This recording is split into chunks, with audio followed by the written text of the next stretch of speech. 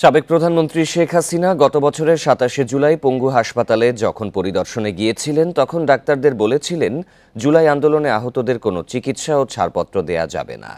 মানবতাবিরোধী আন্তর্জাতিক অপরাধ ট্রাইব্যুনালে আজ এই তথ্য উপস্থাপন করা হয়েছে বলে জানিয়েছেন চিফ প্রসিকিউটর তাজুল ইসলাম। সকালে এক ব্রিফিংয়ে এসব কথা বলেন তিনি।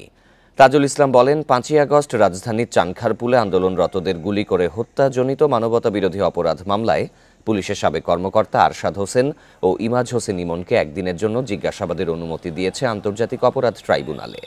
আর রামপুরায় আন্দোলনরতদের গুলি করে হত্যার ঘটনায় অন্য একটি মানবতাবিরোধী অপরাধ মামলায় পুলিশের সাবেক এসআই চঞ্চল চন্দ্র সরকারকেও একদিনের জন্য জিজ্ঞাসাবাদের অনুমতি দিয়েছে ট্রাইব্যুনাল।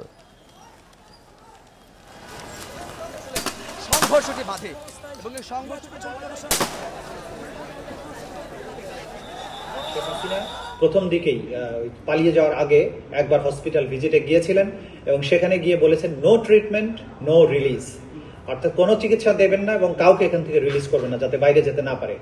এই নির্দেশাবলীর কথা সেখানকার রোগীরা জানিয়েছেন, ডাক্তাররাও জানিয়েছেন। সেই তথ্য প্রমাণাদি আমাদের কাছে আছে, যেটা আজকে আদালত জিজ্ঞাসা করেছিলেন সেগুলো আমি জানিয়েছি আদালতকে।